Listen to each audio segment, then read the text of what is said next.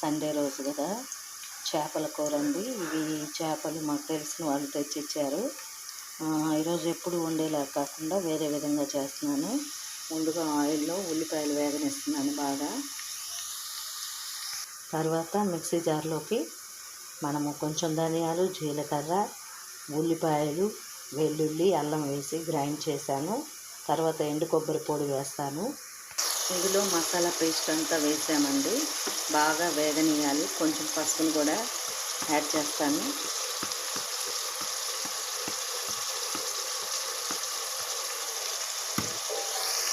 Paste బాగా వేగాలి. తర్వాత మనము పచ్చిమిర్చి కూడా చీలికలు చేసి పెట్టాను. చింతపండు నానబెట్టానండి. బాగా వేగిందండి. ఇందులో పచ్చిమిర్చి చీలికలు వేసా. తర్వాత కల్లుప్పు వేద్దాం. కల్లుప్పు వేసుకుందాం. ఇక్కడ లైటింగ్ లేదండి, మీకు కలర్ఫుల్గా కనబడటం కోసం. ఉప్పు మనము పులుసు కాబట్టి కొంచెం పడుతుంది.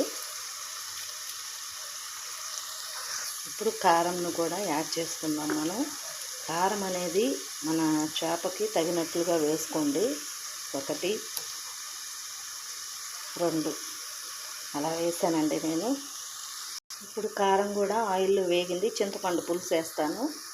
చూసారా, పులుసులోకి ఇప్పుడు మనము చేప ముక్కల్ని ఒక్కొక్కటిగా వేసేసుకుందాం.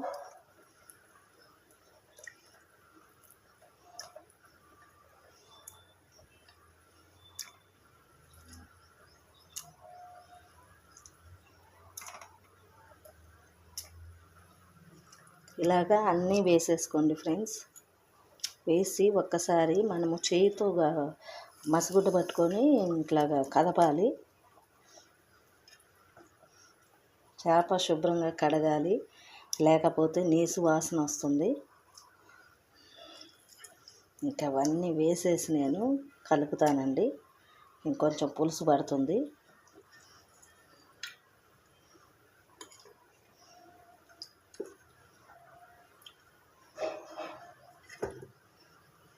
ఇప్పుడు కలిపి చూపిస్తా మీకు. ఇలాగా వాటర్ వేసి ఉడికించుకోవాలండి. మూత పెట్టి ఒక 15 మినిట్స్ 10 మినిట్స్ అలాగా ఉడికించుకోవాలి. తర్వాత కొత్తిమీర, కొబ్బరి పొడి వేసుకున్నామంటే కర్రీ రెడీ అవుతుంది.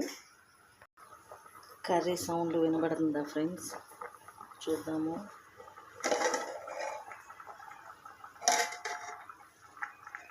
చూసారా, ఉడుకుతూ ఉంది. ఆ వాటర్ అంతా కొంచెం ఎగిరేదాకా మనము మరీ ఎక్కువ పులుసు ఉండకూడదు. తర్వాత కొబ్బరి పొడి వేసి కొత్తిమీరతో తీసుకుంటాము. ఉడుకుతూ ఉంది కర్రీ.